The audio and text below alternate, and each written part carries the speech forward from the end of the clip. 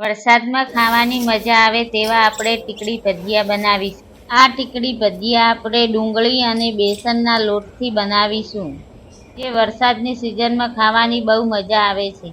તો ચાલો મિત્રો બનાવવાની શરૂઆત કરીએ. અહીં મેં 1 કપ ડુંગળી લીધી છે, તેને નાની નાની સમારી લેવાની છે. 4 થી 5 મરચાં કટ કરીને લઈ લેવાના છે. અહીં મેં 1 કપ ધાણા લીલા લીધેલા છે. લીલા ધાણાનો બહુ ટેસ્ટી સ્વાદ આવશે. સ્વાદ પ્રમાણે મીઠું એડ કરી લઈએ. 1 ચમચી ધાણા જીરું પાવડર, 1 ચમચી લાલ મરચું પાવડર, 1 ચમચી લસણ અને આદુની પેસ્ટ. હવે તેમાં બેસન ઉમેરી લઈએ.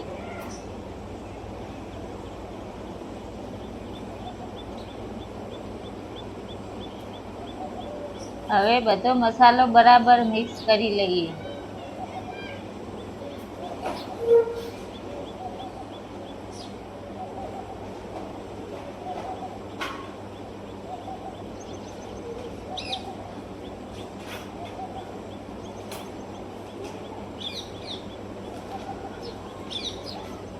હવે તેમાં થોડું પાણી ઉમેરીને લોટ તૈયાર કરી લઈએ.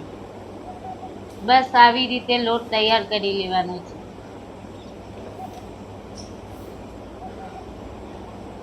હવે લોટમાંથી આપણે નાના નાના દડા તૈયાર કરીશું.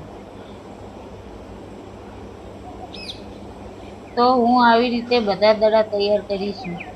જોઈ શકો છો મેં બધા દડા મસ્ત તૈયાર કરી લીધા છે. તો હવે એક કડાઈમાં તેલ ગરમ કરવા મૂકી દઈએ. તેલ ગરમ થયા પછી આપણે દડાને મોં એડ કરી લઈએ. વારા ફરતે બધા દડા એડ કરી લેવાના છે. તો આવી રીતે બધા દડાને ફ્રાય કરી લેવાના છે. ફ્રાય થયા પછી એક જારામાં આપણે લઈ લઈએ.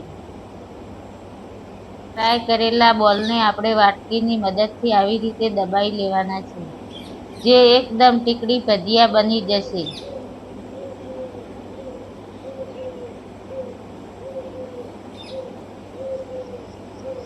મેં આવી રીતે બધા ટીકડી ભજીયા બનાવી લીધેલા છે.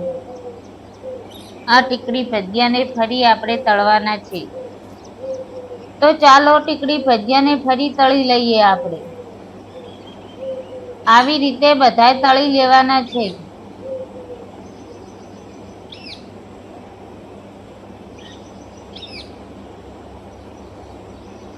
હવે ટીકડી ભજીયાને હળવા હાથે ફેરવતા જઈએ, જેથી બંને બાજુ બરાબર ચડી જાય. તમે જોઈ શકો છો બજાર જેવા એકદમ તૈયાર થવા લાગ્યા છે. તમે પણ આવા ઘરે બનાવી શકો છો. જો આવી રીતે બનાવશો તો બહુ ટેસ્ટી બનશે.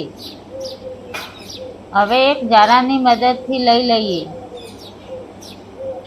તો તમે જોઈ શકો છો મિત્રો એકદમ સરસ બન્યા છે. તમે પણ એકવાર જરૂર ટ્રાય કરજો, બહુ સરસ બનશે.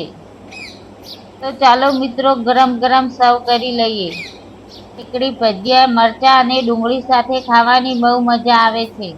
જો મિત્રો મારી આજની રેસીપી તમને ગમી હોય તો લાઈક કરજો, શેર કરજો. તો મળીએ એક નવી રેસીપી સાથે.